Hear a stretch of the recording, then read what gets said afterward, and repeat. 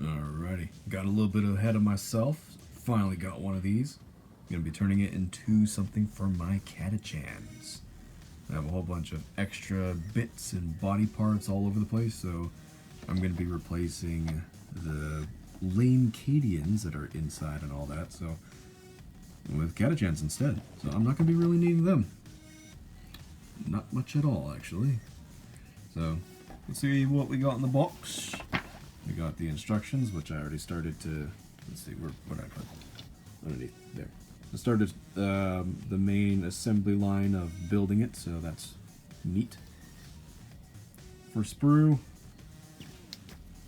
you get the wheels, they're already connected and everything. It's just gluing those parts together, honestly, just to the back, which is a little lame. I was half expecting like the old kits, where you're able to actually put the tracks on yourself, but I guess a lot of the newer people getting into 40K, it's too tedious and takes too long, so that's simplified. Also, I did buy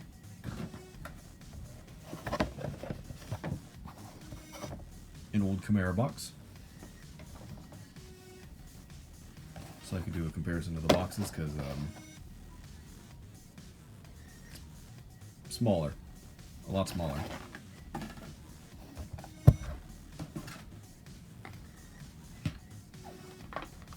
And I do have this too.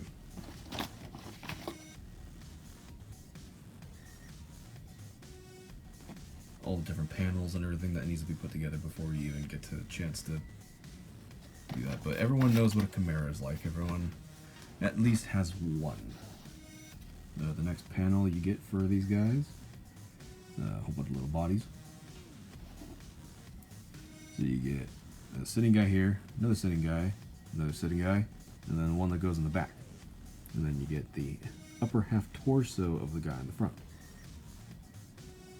And it's only built for one specific pose and all that with these guys, which is kind of dog water. But it is what it is.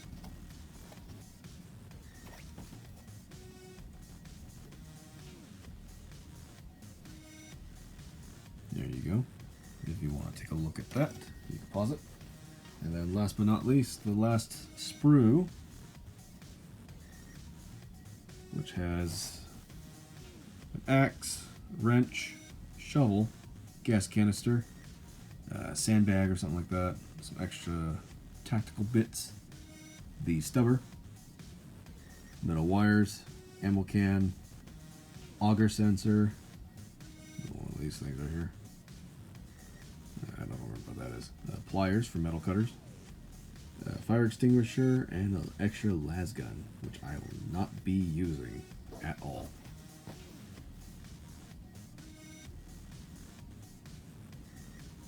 This side door is flush because it's going to be covered by this, which is where the turret is, and these are the side skirts if you want to add that.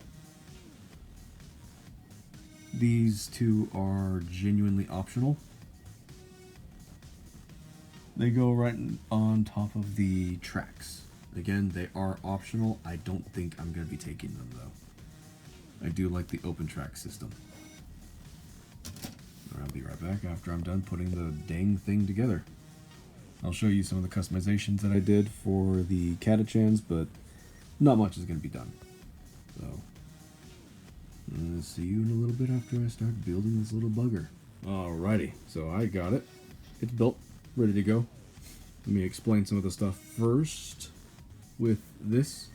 This is the Space Nom kit. This is what I'm going to be using for most, if not all, of the cheap filler units for my catachan. I do have a lot of the original ones because I got really, really lucky on an eBay find where someone was selling one of the unopened boxes that had 20 in there. So I just built them with special weapons, melee weapons, all that. You'll see it in another battle report sometime soon. Right now I'm just modifying these guys as best as I can, so that way they actually are armed with las guns and have like the regular guardsman issue weaponry and stuff. So instead of the weird auto gun that they are armed with, that's perfect for like other one-page rules and stuff like that. I give them las guns and other types of stuff too, like shotguns.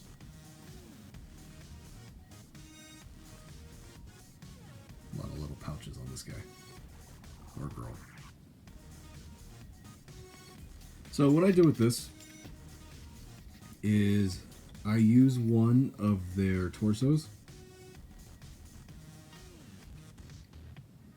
It fits perfectly as long as you shave around the pants on the bottom. So that way, because the torsos for these guys are rounded like the old Space Marines. So, and you build them just the same, actually. You can kind of see it on this guy right here on the shoulder pad, because the torsos are two pieces clammed together. The model itself is pretty cool. I like it. It's okay.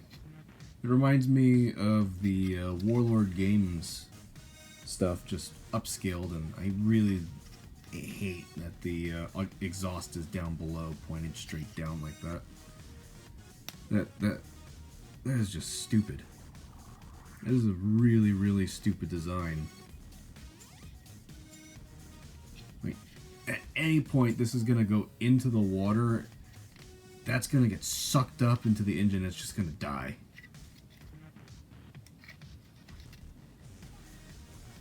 So this is really good for city warfare, open plains. That's about it. The details on it are pretty neato as well. It's kind of hard to see in this type of lighting, but this is what it's going to look like when you build it yourself as well. And the arms are not from that kit. The arms are actually from the heavy weapons team kit for Catachans. So that is an original. And then the head with the cover is actually from Bolt Action. I'm just going to paint it to look like a Vietnam helmet cover, because I was going to use the armor on this guy to make it look like he's wearing a flak vest. Kind of like what they did in Vietnam as well. And it gives you 3 options here for this part. So that way you can do smoke launchers, the auger, or an antenna. I like this because, well, in Only War, which is the custom one I came up with for Warhammer, all guard vehicles have smoke.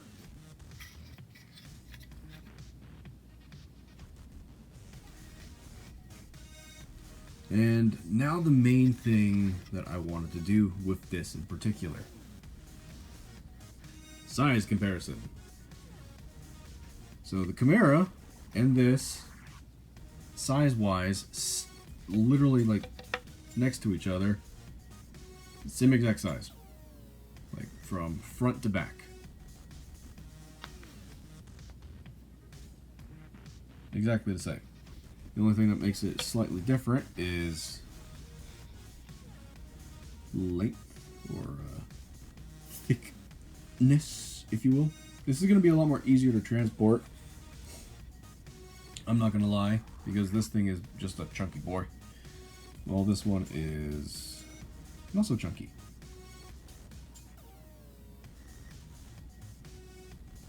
This one has a lot more weaponry, but it's limited to having only the lasgun ports. While this one is open-topped, which means you can put a heavy weapons team, special weapons team, or just a regular infantry team, veteran team, whatever, throw them inside, and this thing you just move around the battlefield as is, and then all the guys will shoot out of it along with the pintle mount.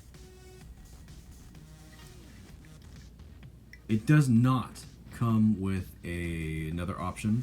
It literally just has the heavy stubber, and that's it.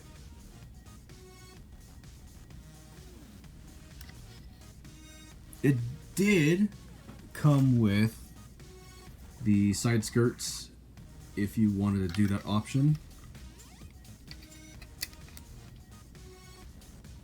That comes with the commissars. I forgot her name. I forget a lot of their names because they don't really matter to me. I'm not playing competitive. I'm not playing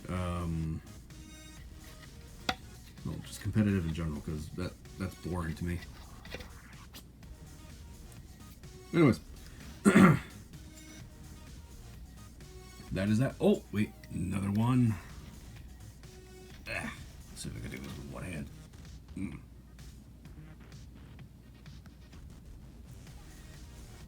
With the guy in the cupola, it makes it so that way it is slightly taller, but otherwise it is actually smaller in height. Now personally, I've always loved these things. Because what I like to do with these, you could also do with this one, but it's going to make it front heavy, is I like to add little metal ball bearings inside. There's a head in there because it got stuck on the glue, and well, now it's a little horror scene inside the Chimera. So, you got horror, huh? Creature of the Black Lagoon. That fit. Anyways. So, I like to add weights so they have a little extra heft to the vehicles. That's why this one has some extra heft, while this one has none, which is why it bounces a lot more as opposed to this one.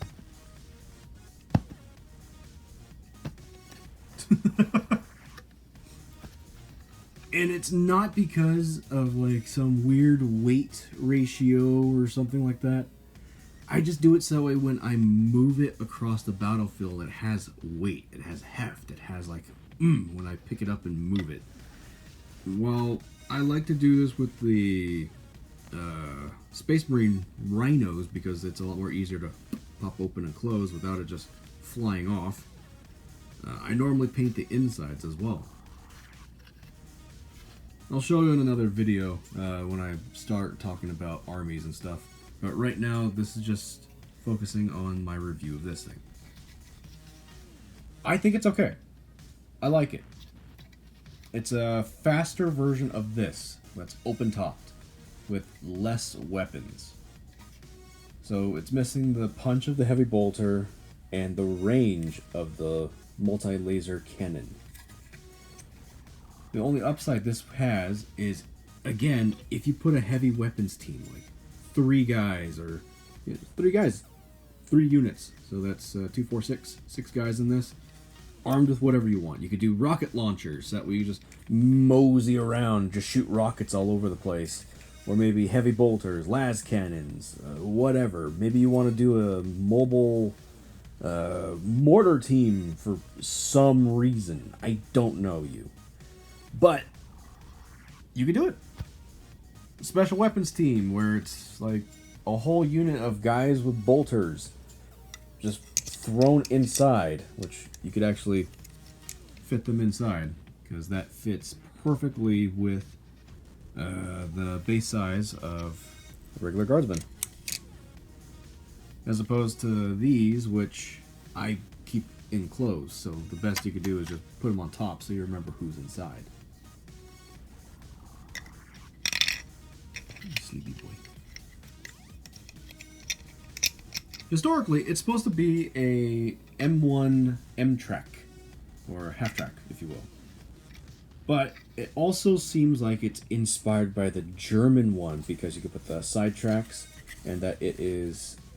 You could model it without the door, and it's just flat. See? You can model it without the door. You can. So that way it could be like the German one from World War II, but it's supposed to be a mix of the two. That's why it has the gun here. Now, if it was the full German one, it would have the shields right here. That way the gunner is covered. But you know how it is in America. Numbers better than quality.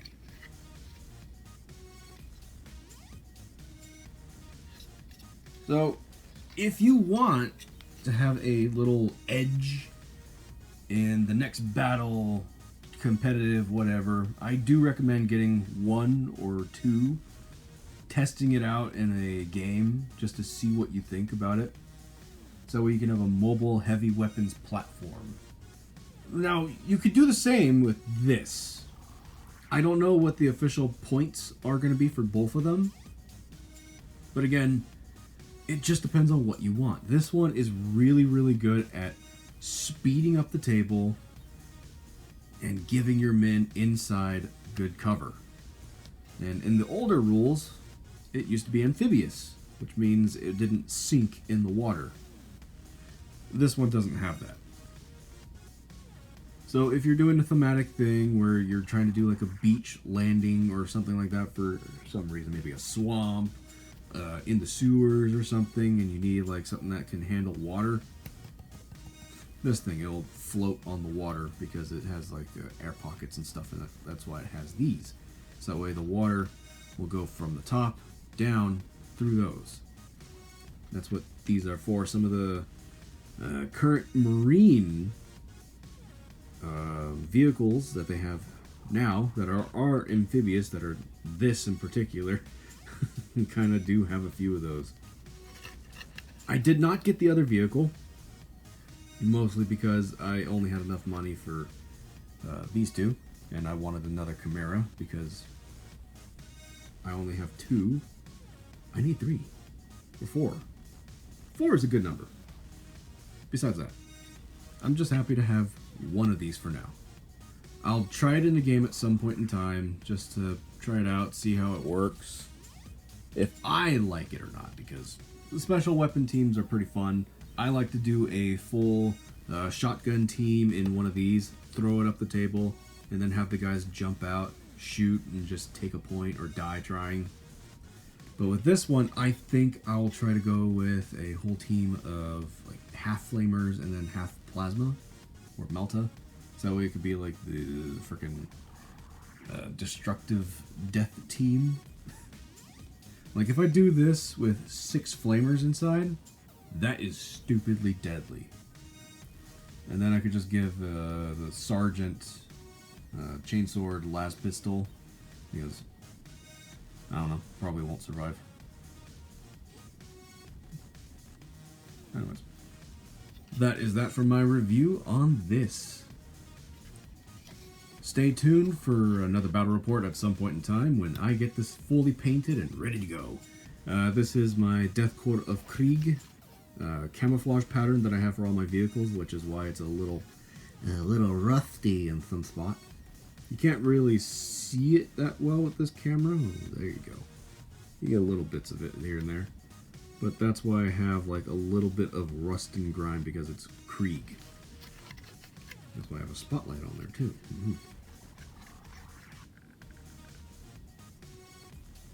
I swear, it looks 100% better in person. Like, woefully 100% better in person. Anyways, that will do it for me. Let me know if you are going to be using these in your next battle.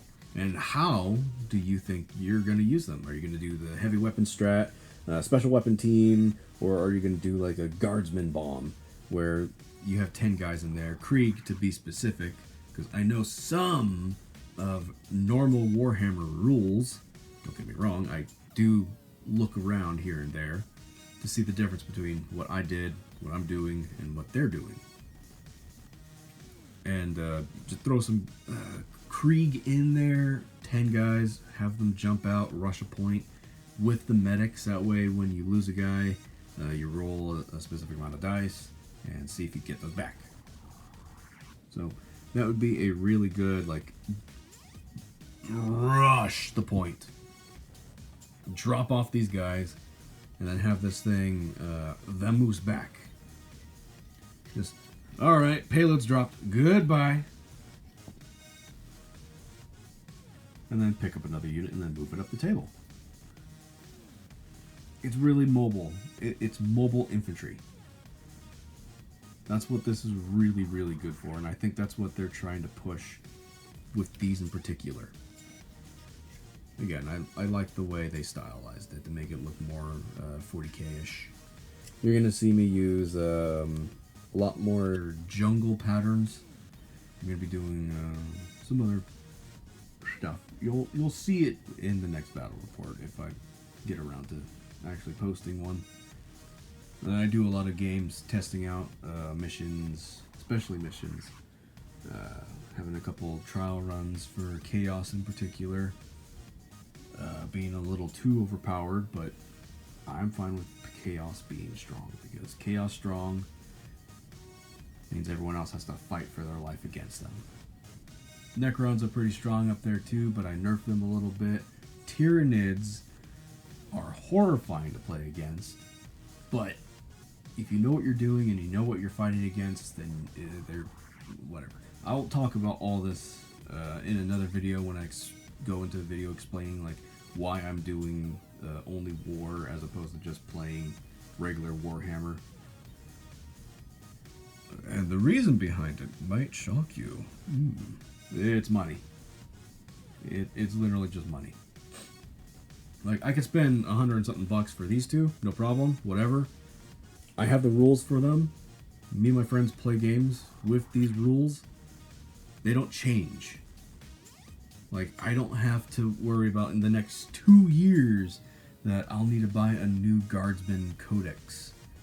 For the past 8 years, the rules have stayed the same. There's only like a little tweak here and there just for explanations or like better understanding of what specific rules mean, or adding a new thing for a specific faction. Like recently I added Toxic, which is going to be coming into play with a lot of Tyranid stuff, which is why they are horrifying to play against. And Nurgle, especially Nurgle. Oh, that is diabolical. Anyways, I've been me, you've been you. Thank you for watching another one of these videos. Again, will you be buying one of these? How will you customize it? Are you just going to be using the standard Cadian bits that come with it? Because I'm not going to use any of these boys. They're useless to me. I don't play Cadia, so this doesn't work for me. I can't use any of them at all. Well, just change their heads around. You can do it that way. Nuh-uh. Look at that beefy boy. Look at that big bad beefalo. Do you know how freaking skinny their arms are? There is no muscle. There is no meat. Well, there is some beef, but they're lean. Lean beef. Look at that guy. He does not pump iron. This guy right here, he can lift the whole heavy stubber and fire it from the hip. Full auto. What can this guy do? He's a scrub. A little filthy scrub. He can't even lift a lasgun without weighing hefty. Look at this one. He's running with a regular bolt gun. He lifts. He's swell. And he's here to pump you up. Alright, before I go into a tangent, I gotta leave. Bye-bye.